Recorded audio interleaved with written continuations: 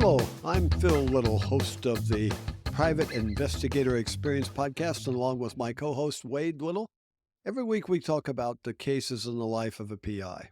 But I'm going to take off my PI hat today, and I'm going to put on my biblical worldview hat as I share some information about what's going on in the Middle East. With world events, I'm being drawn to step out of the crowd and look through my biblical worldview lens at what's going on in the Middle East so I can have a better understanding as I look for facts about what the issues really are. With the madness, deception, lies, misinformation about what is going on in the Middle East, someone has to be willing to tell the facts. And more of us need to step out. There are some that are doing that, but I believe that we still individually need to make a decision about where we're going to stand. And that's going to be my challenge for you when we get to the end of this few minutes together is, will you also step out of the crowd? I thought for some time about the direction that our country is going. It seems as if it's fast forwarding toward a edge of a cliff off into a deep ravine. You don't have to have a biblical worldview or even believe in God to have an uneasy feeling about what is going on around us in our country and in the world. If you have any knowledge of world history, you can see parallels to the time that we are in, similar to past countries that have self-imploded and disappeared from history with the same similar conduct and decay that they had that's going on now in our society. We see those parallels. Unfortunately, much of our American and world history has been erased, and it's been replaced with propaganda, untruths, that many of the youth are brainwashed and don't really know what our history really is, where we've come from, who we are, our strengths, not only just our weaknesses. The situation we find ourselves in is critical.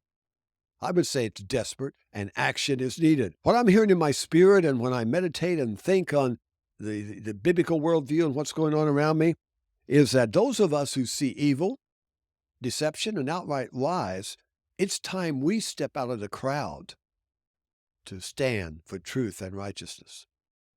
How many of you were stunned by this barbaric attack on Israel? And then the second onslaught we got was the outpouring of antisemitism around the world. It was like this was all planned. This evil attack, the barbaric evil outpouring on the Israeli people, and then suddenly the hatred for the Jews that just sprung up, that is so broad and wide that I've been shocked. I've been told that I really always have something to say, but I'm almost speechless at what I am seeing. And it's not just coming from a few places. It's coming from universities, schools, mass protests, governments, the UN, all supporting Hamas and this evil terrorist organization. And it keeps expanding with lies and misinformation about the Jewish people and the land they call home. And it's in our press, which is distorting what is really going on and what the truth really is. And I want to deal with this one of those issues today. When you hear and see high school students and college-age students chanting out, "From the river to the sea, free Palestine," I think it's pretty clear that they're not ideologues. They don't really have a deep passion about this or history in this. They are repeating what they're told by this dysfunctional and propaganda machine that's taken over our schools. Our textbooks have been rewritten by Marxist and socialist views that distort the history of our country. Friends, we've been asleep at the wheel. I've been asleep at the wheel. This has happened on our watch. We can't blame those that have gone before us. But today, I want to share what my investigation has revealed about the land called Israel and Palestine. Here are the facts. Palestine was not an Arab nation in 1948 when the nation of Israel was recognized by the United Nations. So the Jewish people did not take over Arab territory.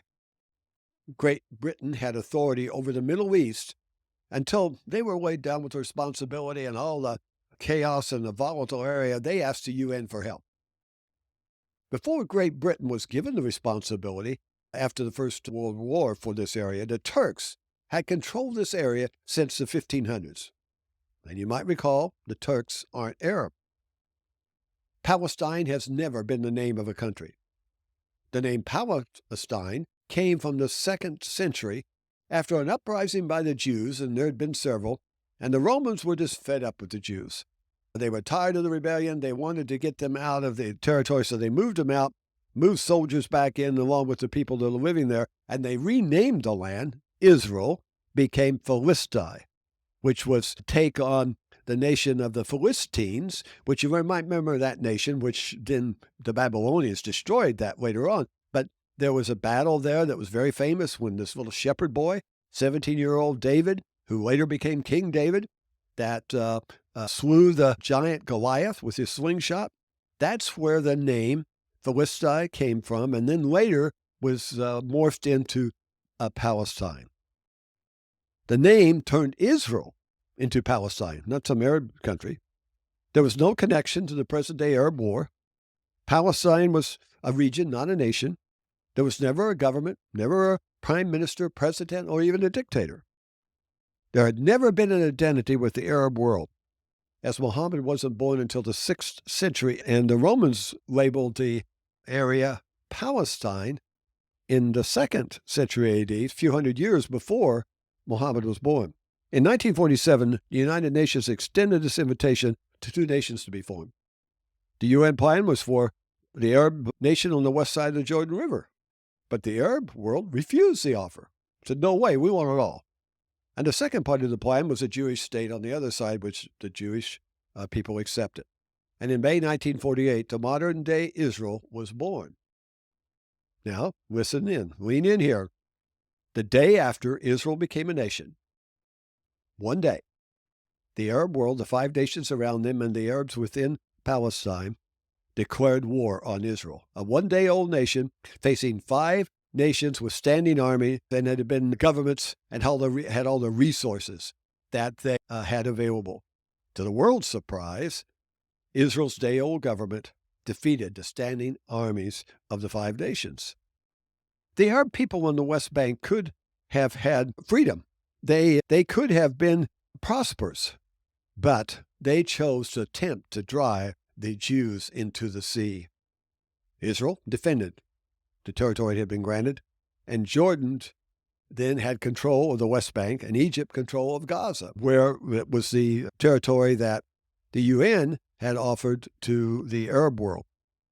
The Arabs in the West Bank became part of Jordan, and in the Gaza Strip, the Arabs became part of Egypt. Now then comes along the PLO, or the Palestine Liberation Organization, which was created by Yasser Arafat, and they decided to start creating a war to reclaim their homeland. But they weren't fighting for the land that the UN had given them. They wanted the land that had been given to Israel. So in reality, if they'd wanted to set up a homeland of their own, they should have been fighting Jordan and Egypt to get back the territory that they received after that war that Israel defeated them on. Prior to 1948, everyone living in Palestine, Arab or Jew, they were called Palestinians. And the fact is, Palestine has only been the home of one country, and that's Israel. King David set up Jerusalem as the capital of Israel in 1000 BC. And if you do the math, that was 1,500 years before Muhammad was born. When you hear that Israel was only formed in 1948, so they had no ancestral right to the land, the facts don't support that. In reality, all the countries of the Middle East were newly formed, and only Israel had a history in the land. Jordan was created in 1922 by Great Britain on land given, ironically, to Abraham for an everlasting possession to the Jewish people. And then Jordan received independence in 1946. Lebanon received independence from France in 1943. And then Syria also received independence from France. And then Iraq became an independent nation in 1958. Now, these were the nations that were created from the Turk-Ottoman Empire after the First World War. There wasn't a long history. I want to say this at this point, too. This is not about being anti-Arab. I have a kind of unique background. being an investigator, a Christian studying in the U.S., I was thrust into the Middle East and Israel and Lebanon in the 70s, and that was where my interest in counterterrorism and intelligence began. And then after 9/11, I found myself set up in Riyadh with relationships with royal family and they all knew my background and said, "We know who you are," and they would say, "We got back doors to Israel anyway." And so I have great friends all over the world. I have great friends in the Arab world, close friends that I admire and genuinely love as my brothers. And then in Israel, great close friends. So this is not about taking on one race or the other. I'm an investigator who deals in facts. And these are the facts of history, which supports it in records and documents. So to those who don't want to believe these facts, please don't get mad at me. I'm just a messenger. Discuss it with God, who is the originator of these facts. Remember who is behind this evil. Leaders of Iran who promote terrorism all over the world and whose main purpose is to destroy Israel and every Jewish person in the world. Listen to this, friends, closely. Evil can only prosper when good people are silent. And today, so many of us has been pushed into silence by the threat of being canceled, called names, or having our incomes destroyed. So we've been silent. It's interesting what has been found on a lot of the terrorists that were killed or taken hostage. They had hit pamphlets with descriptions of pictures and how to brutally kill people, along with pills that were psychedelic type pills that were taken from some of the terrorists that went back and found that they came from Iran. But these created this psychedelic high that the more they killed, the more like this fed this ongoing murderous scheme in their minds. It's kind of like a zombie, but they had guns and knives. And interesting to note that it was said that Hamas's desire was to spread out a lot further. And what happened was, in some of these villages and places where these terrorists were killing people, because of these drug-induced stupors they were in, they stayed in these areas a lot longer instead of moving out to other villages and other towns. And it was been said that there could have been 5,000 people killed in the time they had their plan worked out. So God does work in mysterious ways to protect his people, even when there's been so much evil done against them. The question is, will we be finding ourselves in a position that the church and the good people of Germany found themselves when Hitler was rising in Germany? Well, that position was that they thought they could control Hitler. They thought that they could rein in evil, that he really was as bad as what they were saying that he was. And so they went along with him, and he told them, "Oh, yeah, I'm even a Christian, and you're going to be able to do your thing in churches. Yeah, we'll just go along. We'll make a better Germany." And they bought into it. And the majority of the Christian leaders in the world bought into it. But by the time they realized that wasn't going to be so, that Hitler was coming after them, they hid in their homes. They put their selves out of sight and kept silent, hoping they would be avoided by the vengeance of Hitler. And it was interesting, too. In a book by Eric Matak that's on the life of Dietrich Bonhoeffer, he relates some instances there that Bonhoeffer had talked about, that on many of the churches had railroad tracks going close by. And when trains would come by on Sunday, the boxcars loaded with Jewish people crying out for help, that the churches would just sing loud to drown out the cries for help. God help America that we don't get that way. The fact is that Palestine has only been the home of the Jews. So the Jews are not stealing someone else's homeland. Will you come out of the crowd with me? Or will you remain in the crowd, ignoring the evil raging around as if it won't touch you if you're just silent?